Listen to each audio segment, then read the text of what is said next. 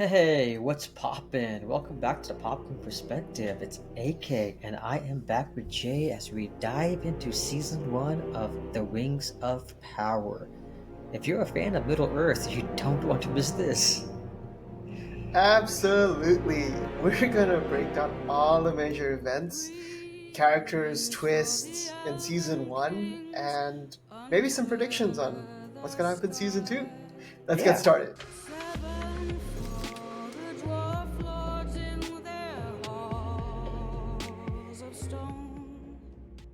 this series it kicks off with a prologue that is very much it feels very much like the Fellowship of the Ring prologue. We get to see all the stones get set into place for the second age of Middle Earth. We get a glimpse of all the old conflicts with Morgoth. We're introduced to young Gladriel, who is determined to hunt down Sauron, Morgoth's most loyal servant, who ends up being the big antagonist of the Lord of the Rings series. Okay, quick note on that. The way they pronounce Galadriel, her Oh, I name, love it. I love is the so awesome. It's like they'll be pronunciation and the. speaking pure like English, and then it's like Galadriel. I'm like, I oh my just love god. all the accents and the dialect they use in the show. It's brilliant. Yeah, no, but so you're right. Like all of that, the way it started just set the tone for the show, man. And that $1 billion, yeah, it went to the I sets. see where the money Oh went. my god, is it a beautiful looking show? And it's just this is what Lord of the Rings is, man. I was hyped. I was really hyped in the beginning, but then I stopped watching it, and we'll get into why. And then I finally finished it, so I'm happy. No, definitely. I mean, like I said, it parallels the Jackson films for the beginning. It felt right. Seeing young Gladriel was interesting and kind of cool to see. Just a young like a kid Gladriel and her brother, and how we get to see her now as a powerful warrior elf to the queen elf we get in Lord of the Rings. So it's kind of cool to see her beginning. I'm curious to see more of her story, but do you have any thoughts about that though?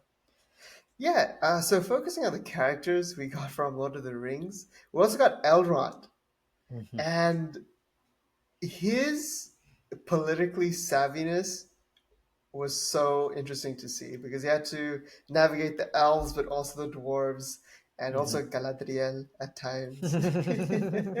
So they're best friends, right? And it was really cool seeing him. Yeah, no, definitely. I loved Elrond, and talk about the dwarves. His relationship with Prince Durin the Fourth. Oh, that was amazing. I think you would agree with this. Those two were the highlight of the season. It was cool to see Moria all in action, the full operation, the whole cause of doom. It was just beautiful. It's kind of sad because we know what's going to happen with the Yeah. mines. It's kind of sad. Like when I go to now to rewatch Fellowship of the Ring, I'm just going to sit there. I'm like, damn, you guys had something good there for a while. I mean, we saw, right? Like when that leaf petal falls, Hmm. we see the what is that like demon thing? It's what Gandalf fought, Yeah, right? You shall not yeah, pass. Yeah. Yeah. let me Anyways, I'm see. drawing a blank on the name, but no, you're absolutely right. That was the highlight The of Balrog. The Balrog. the Balrog. Yes, yes, yes. So that was the highlight of a lot of what that show is. It's the relation between Elrond and Durin the Fourth. Yes. But we can't really forget about the humans, right? Who? We got Halbrand, and he's met by Galadriel on the little boat, and they finally find themselves onto Numenor. So Yes. how's that for you? I How's the whole love like the Numenor? That was beautiful, right? it was gorgeous. I love it. I'm like, I want to go there. Like, I just want to sit there and just like drink their wine and just wander around the town of Numenor. Because for a place that I've never heard of, I'm not too veld like I don't know much about the Lord of the Rings Yeah, it like doesn't bode lore well and for the future. no, I mean it doesn't look like it does, but it was kind of cool because we introduced to a lot of characters that we're gonna see in Lord of the Rings. Yeah, We get Isildur. Elendil, we get Yeah, Isildur. Elendil. So we do know like in Elendil we saw in the prologue of Lord of the Rings, Fellowship of the Ring, he dies and his son Isildur takes up the mantle, takes Sauron's sword, and it's the one who ends the war. And we know that Aragon is the and like the future ancestor, like that's his ancestor. So it's kind of cool to see his ancestors and how they get involved with this mess. So I thoroughly enjoyed them. And then we have other humans. You want to talk about them? The Yeah, Southlands? yeah, definitely. But before we get there, Isildur's characterization was really fun. He Oh was also a yes. character that kept driving the narrative, and I Hmm. really enjoyed that. How they're gonna go after that whole fire thing falls on him will be very interesting to see. Yeah. Obviously, we know he survives. I mean, but it'll be really, really interesting. Yeah. So that other humans, right, on the Southland side, if I'm not Hmm. mistaken, and we had Bronwyn and her son. Really interesting dynamic because her son picks up a sword that basically causes the destruction of the Southland. Anyways, we'll get there.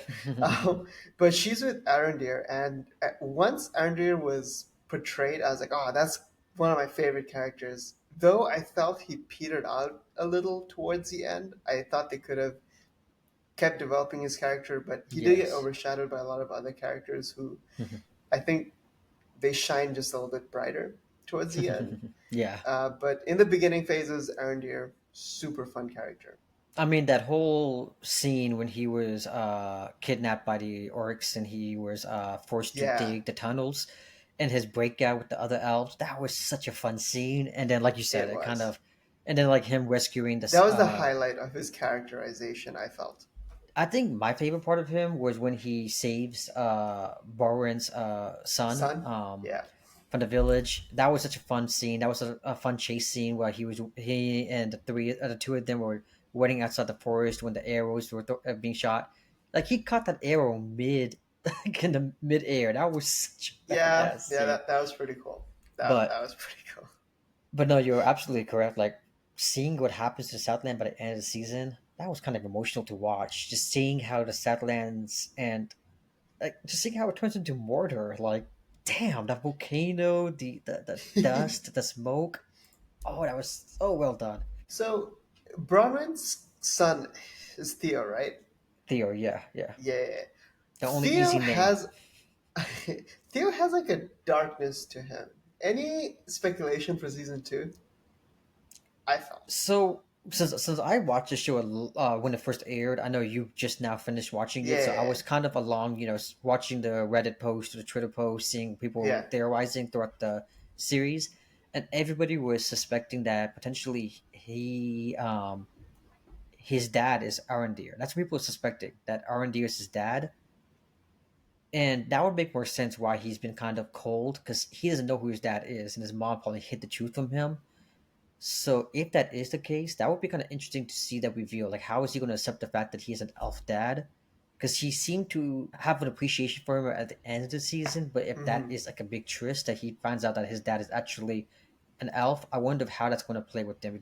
Is he gonna turn into decide like is he going to join the forces of Mordor, or is he going to stay with the Southlands and his mom? I'm curious to see how his character is going to play out because he seems like he wants to fight and he wants to be a soldier, but he also seems like you said, a little on the dark side. The way he was praising Halbrand, um, Hmm. when you're saying King of the Southland or whatever, I don't know, kind of gives me an indication that he might actually go with um, Halbrand.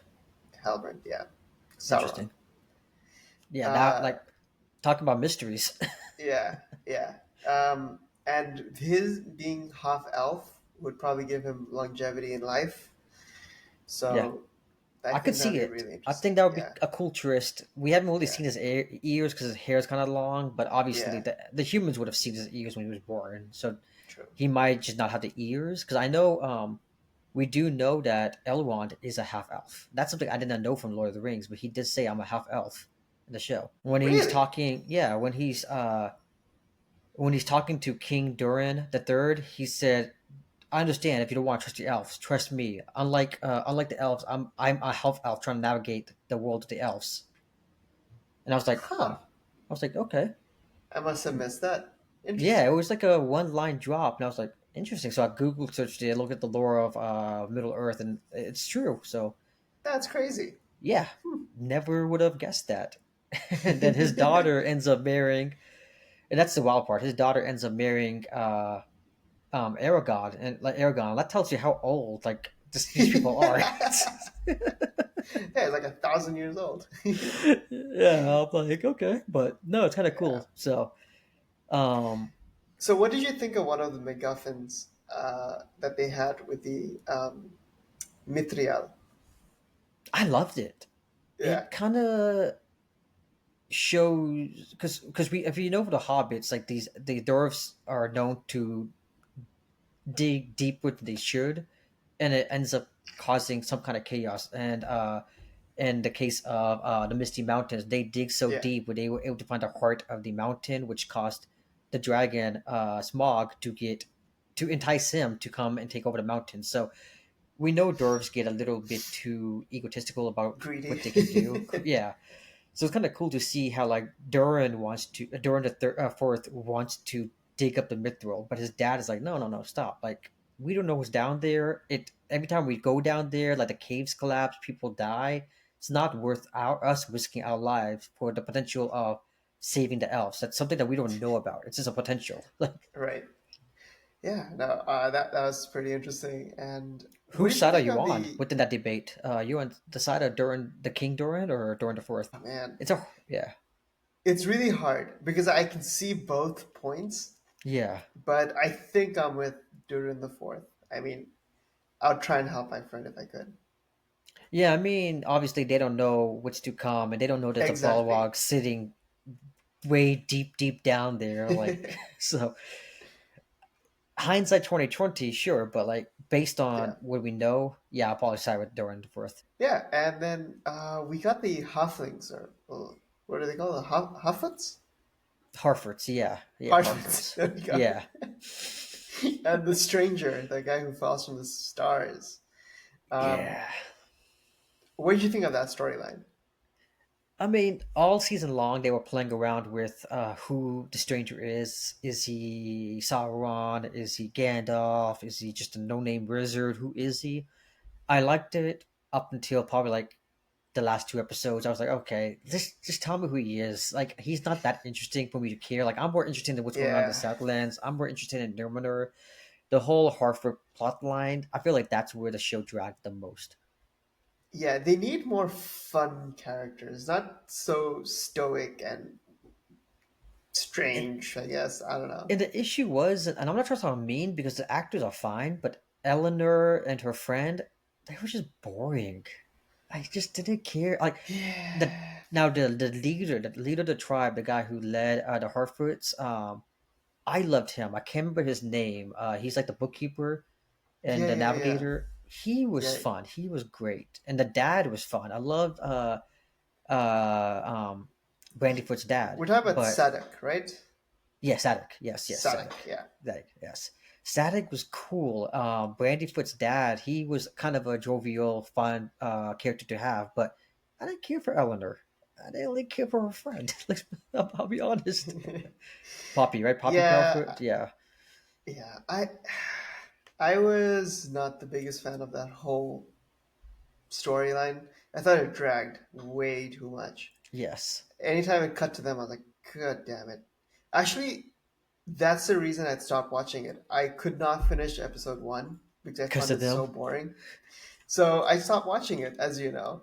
And just last weekend, I watched it and it's actually pretty good. So I'm glad I watched it. No, I'm glad. I was telling you like last year. I'm like, Yeah, trust me, you got to power through like the first 2 to 3 episodes, and like by episode four, for me at least, by episode four, I was hooked. And yeah, I know for an 8 episode season, being halfway through the season for you to finally get hooked is kind of bad, but I feel like yeah. when it hit hard. I But have a few hot takes, but we'll go with that later. yeah, no, definitely, yeah, we could definitely talk about hot takes. I have a couple hot takes myself, so. But like I said, the stranger. Talk about the stranger still. Like, Yeah, who do you think? I guess we could theorize. Like I mentioned, is he Sauron? Is he Gandalf? Who do you think he is? I mean, we know I he's want not to. Sauron, but I want to think he is just a totally different wizard. Is okay, a different Istar, all right? yeah, I think that's what Estars, they called yeah, him. Yeah, wizard. yeah. So yeah, I want to think that he's completely separate to it, but we'll definitely see. If it's Sauron, that would be. Sorry, if I it's mean, we Saruman, that'd be really yes, interesting. 'cause I think it would Yeah. be cool if he's Saruman because we know from Lord of the Rings, Saruman is the leader of the Wizard Order, so he's like Gandalf's like mentor or like I guess Yeah. in Yep. charge. So it'd be kind of cool if Saruman we get to see how he first joins Middle Earth or how he comes to Middle Earth. So it'd be kind of cool that's him, but they gotta do something interesting with that character soon. Yeah. Yeah. He needs to find himself real quick. Yeah, and those Eminem Slim Shady characters kept falling around. I didn't care for them. They just didn't do nothing to me. Oh, it's so lame. They were just like, They didn't win a single battle. I mean, they were only in like three scenes, and they did I nothing. know. When they The cut whole to them, I'm like, who the hell are these guys? yeah, I'm like, do we need these guys? Like, I don't know. I didn't care for them, Yeah. um, but I guess moving on from them, what about that big twist with Halbrand and Galadriel? Very, very good. Very good. Because throughout the season, they were trying to portray Halbrand as such a humble dude. Like, he doesn't want anything to do with any of this shit. He just wants to stay in Numenor, He do his wants to stay. blacksmith shit. And that twist at the end that he is Sauron. Oh my goodness. It was kind Brilliant. of hinted at It was. um, when who's the Adar, when Adar is like, Hmm. who are you? Like, he was like, he genuinely just did not know who this guy was. And it was kind That of part I was like like, hmm. Galadriel gave Halbrand such a way out during that scene. He's like, did you was it your child or your wife or something? And he just kind of played along. It's like I just lost too many people in the Southlands. I don't want to go back. And I was like Galadriel, like stop giving him things to play off of. Just straight up ask him, who are you? But no, he was such a cool character. I definitely I liked Halbrand a lot. He was such a Yeah. fun character to watch, and I know he is known as Sauron the Deceiver, and no, definitely he deceived all of us. He did a good job. Yeah, when he was messing with Galadriel's mind, Oh, that was great, and it that was kind was of good. cool because it played off what we saw in Fellowship of the Ring, when Frodo offers her the ring. She'll be like, "I'll be the cruelest, the most powerful queen that you'll ever see," and Yeah. we also see that glimpse that there's a little bit of darkness still in her. We saw from Mhm. Rings of Power, so it's kind of cool how they played off that still. Yeah, for sure. I really liked it. That was a very good twist. Very Yes, well done. yeah, and um, one thing I loved is we finally towards the end of the show we get the beginning of the creation of the rings. What do you think about all of that? Okay, two things, okay? Hmm. First, at the end of that episode, they have this song singing about the all the rings being given.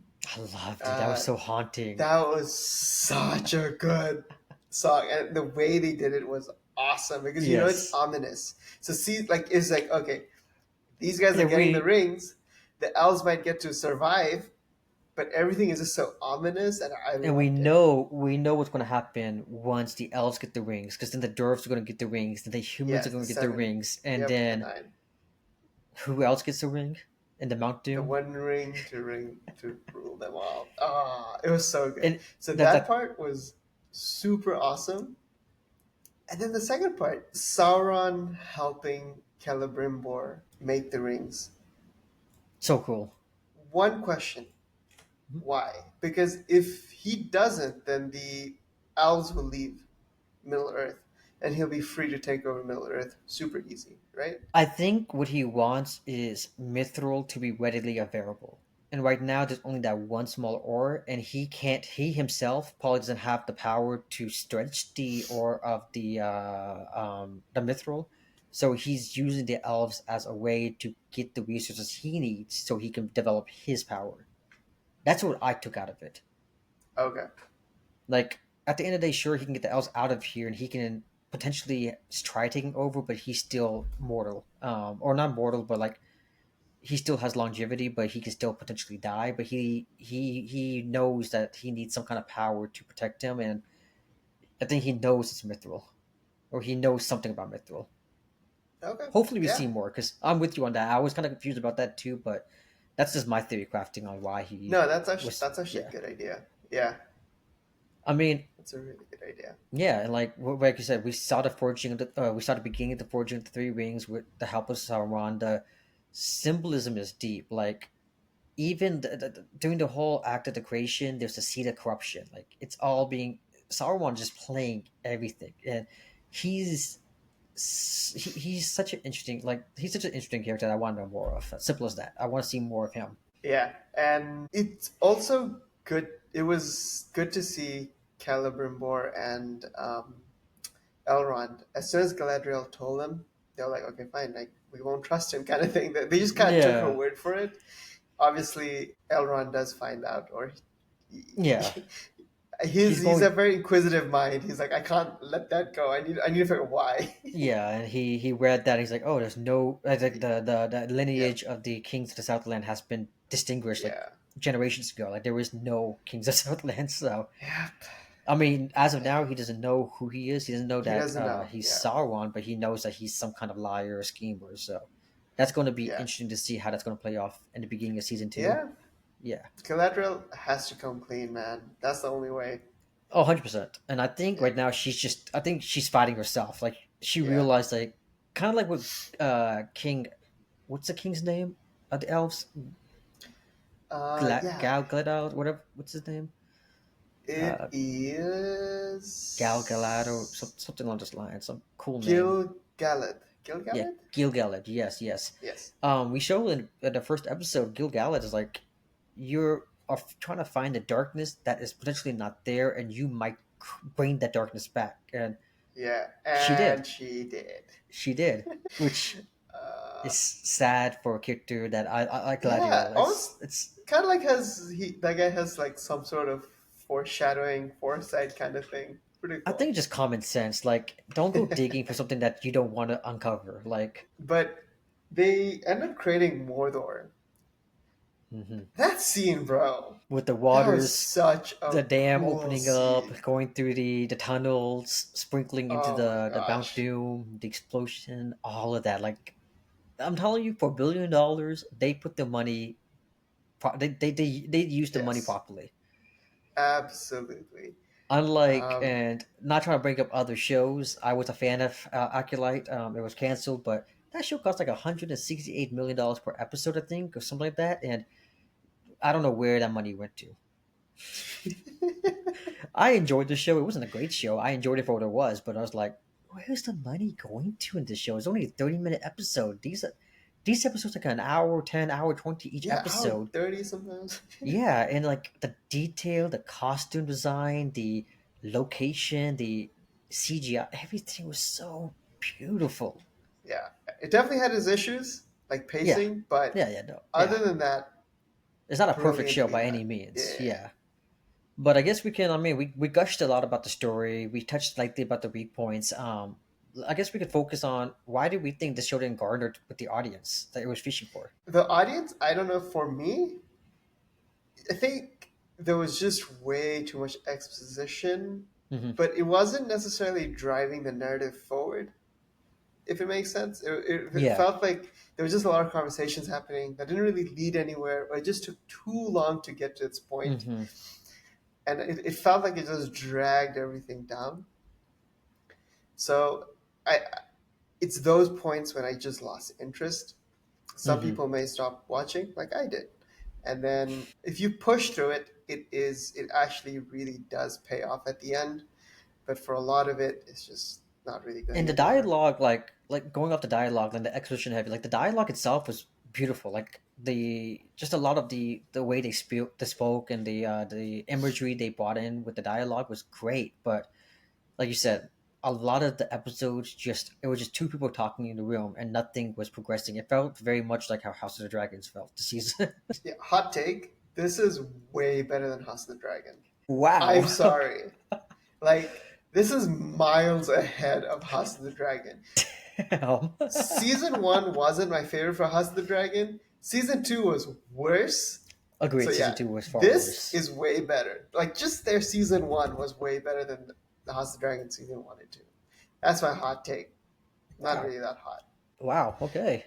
Hey, that's interesting. I mean, I can't fault you on that take. I enjoyed House of the Dragon. I think the reason why I like House of the Dragon is I'm a book reader. Hmm. So I think I just like the world of Westeros and the world that George Martin brought. So I think I'm just a little biased. So I'm overseeing the faults to show. With this show, I had no idea what I was getting myself into. I Yeah, enjoyed the movies, but I didn't really read the books. I read like the base books, the first three Lord of the Rings, but haven't read the Silmarillion and all that. I don't know much about the lore of the world, so I can see what you're going for. I think I'm just a little more biased, but yeah, I can see that. but I I can mean see that. like no, but going continue off the like the whole exposition heavy. I mean, when your episode's like an hour or 20 minutes long and nothing of note happens, it can feel like it's dragging. Yeah, it's big investment. Yes, yes. And I know you mentioned pacing earlier. What was your issue with the pacing itself? I just thought like some scenes were at a good pace. Like a lot of the scenes with Elrond and Hmm. Durin, good. Like those were fun. Yes. Like there were things happening, and even when there were just conversations, the conversations were light and fun. There were times when there's separate conversations happening with other characters, and it's just like, oh my god, like let's Get to the let's point. like the Hardfoots. Oh my god, it just ground everything to a halt. Like it ground the entire I story to a I halt will every time say I'm with them. I think my favorite scene of the Hartford was the song when Nori was singing about the wandering and Jorn like just the walking. It felt very much like how Lord of the Rings they have like in Yeah, the that book was of Lord of pretty the Rings they nice. do have a lot of songs in the books Yeah, that's like written out, and it was actually very beautiful. And just the song itself, I actually have it on my Spotify playlist. I enjoy that song a lot. it is nice. It is good. It Yeah, was a you're very right. beautiful song. But no, I agree. The whole Hartford.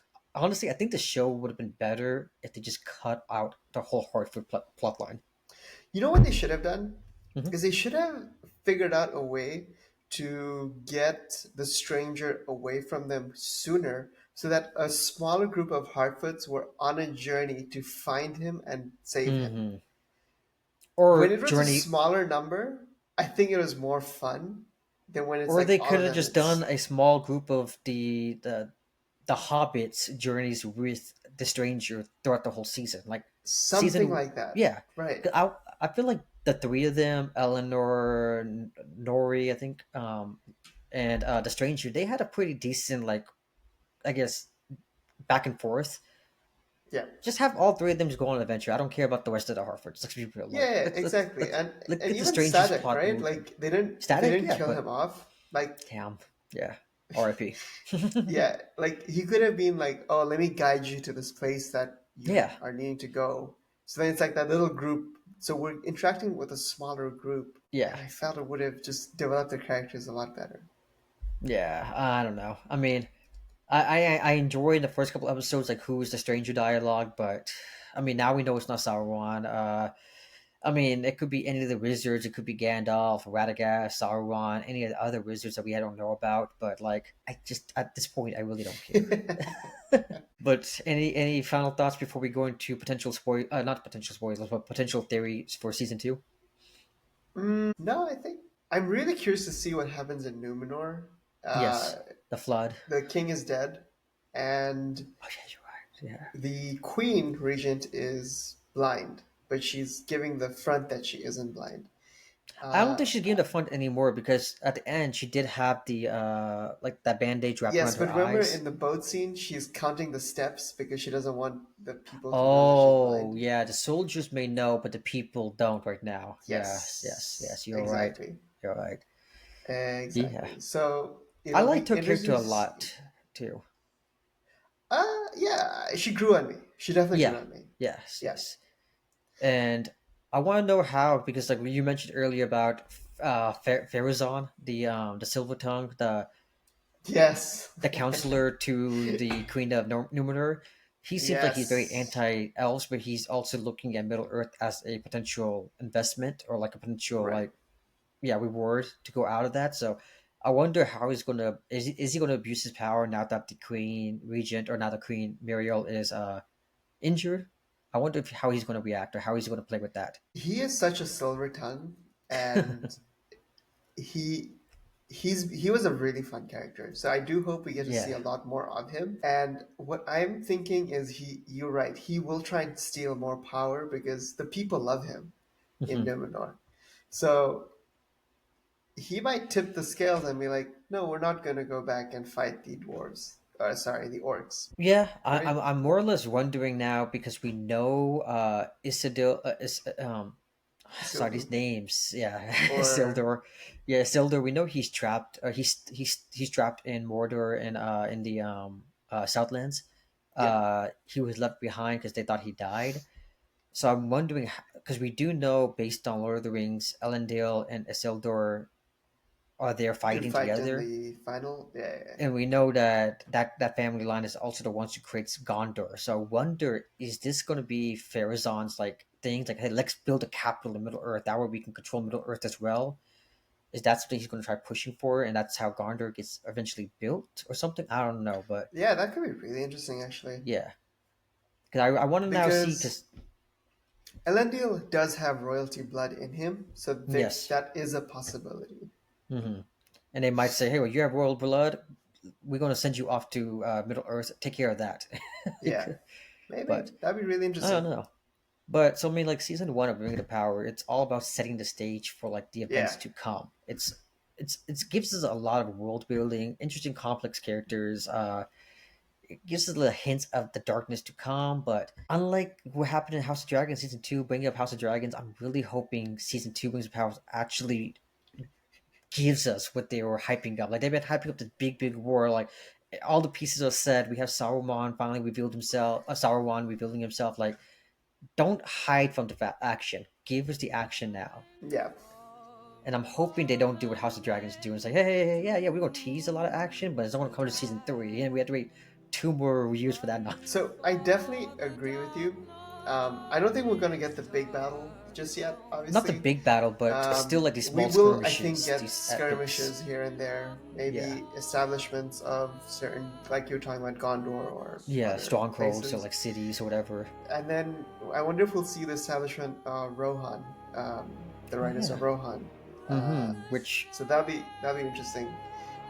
I think there's so much more world building that we can do, and I yes, really hope we do spend time with that.